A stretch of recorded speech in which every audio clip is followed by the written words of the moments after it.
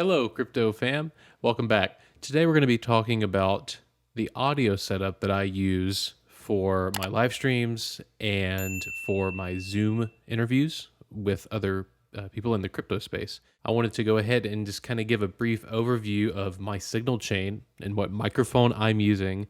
And then I'm going to jump into the Zoom settings and kind of show you how to get the best bang for your buck in Zoom. So let's go take a look at what's going on with my audio setup. So if you take a look over here, you see a whole bunch of stuff on the screen, right? So I'm using a combination of an Apollo X4 and then also an Apollo X8P.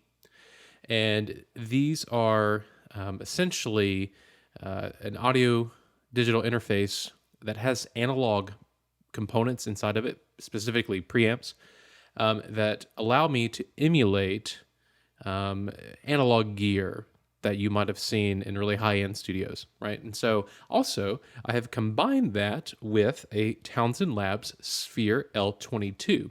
Now this is also a mic that allows you to emulate other mics. Now this is a dual diaphragm mic, so it actually has two diaphragms inside here, and this allows you to do some really cool things, and they can emulate very closely to the originals, right? So, but let's take a look at my signal chain.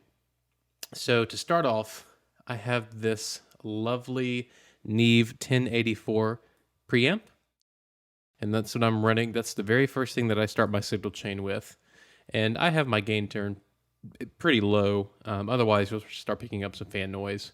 So, and from there, and this gives some coloration, right? So if I were to drive this and turn this up, and then you would start hearing some more artifact from the mic preamp, that would be distorting the sound just a little bit, but it adds coloration, right? And so from in that signal, it goes straight into the Townsend Labs mic emulation. Now you can see here, if you look right here on the diagram, you'll see that the sound is coming right here and it's painting a picture. So if I snap on the other side of my mic, you're going to see that come on the signal, right? So, but right now I have two microphones that I'm actually emulating. Now this is the LD12 and then the LD67. I can let you go and Google what those are emulating. But essentially, this is some really expensive mics that I would never be able to afford. But the Townsend Lab is like a Swiss Army knife for letting you do this. So, and then I'm adjusting some of the things right here. And then I also they just had a new release that it's called Isosphere, that basically lets you emulate different types of dampening. So like a vocal booth, and you can do other things as well. Okay, so from in there, we're having the signal go out to this is the Teletronics LA28 compressor, and you can see here that it's slightly compressed. So I'm boosting my signal, I'm making the softs louder, and then I'm making the louds a little bit softer. So if I up the reduction a little bit, then you'll see the meter start to move even more, and eventually, and I don't want any more than that for myself. And then some coloration. The signal goes into the Pultec EQ, which is allowing me to do some interesting changes to the different frequencies, to attenuate certain frequencies and then boost some, and it just helps clean up the sound, at least here in my untreated space. And then at the very end, I just think it's great because I think it just fits for my voice. I just add back in some lows with this, it's called Little Labs Voice of God plugin. And this you can bring back in some really low sub-frequencies into the sounds. And so some of this is psychoacoustic, but it just adds a little bit of depth to everything.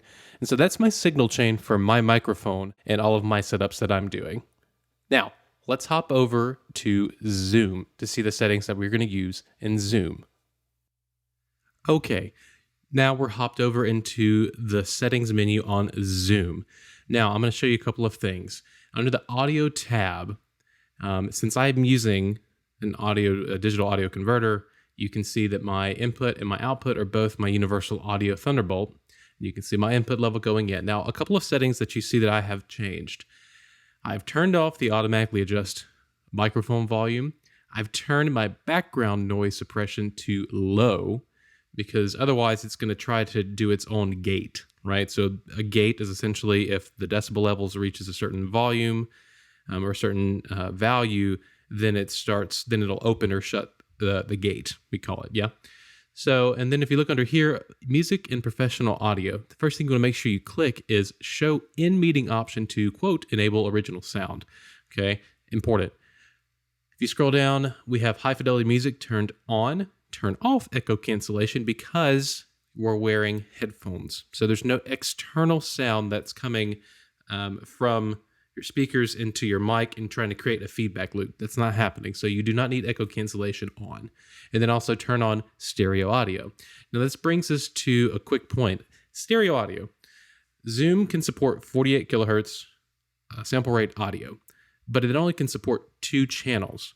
So for some people, you're going to need to do some digital routing and create some digital channels. So a left and right, and then route all of your audio to your 2 stereo channels.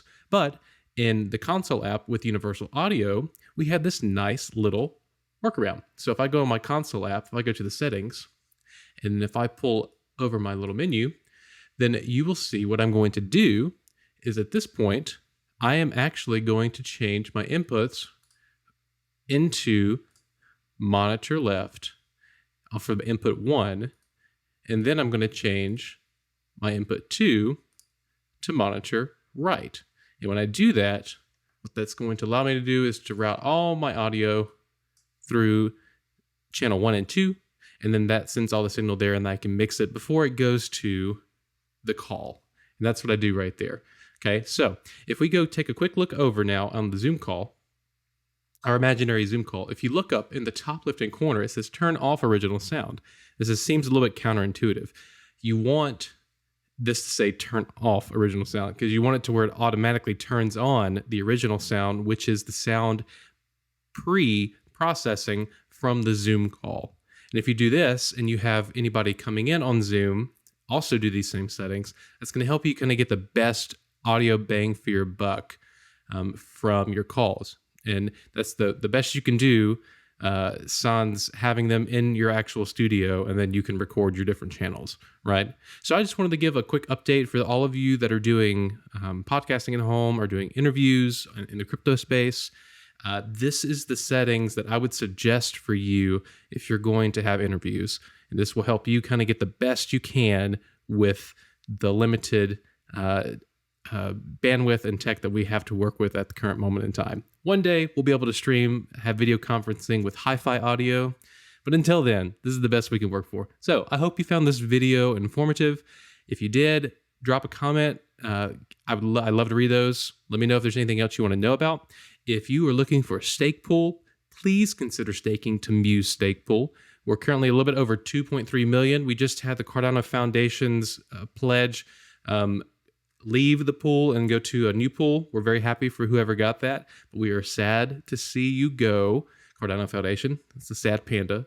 But for those of you who do not have a home yet to stake, please consider staking with MUSE. So until next time, I'll see you guys.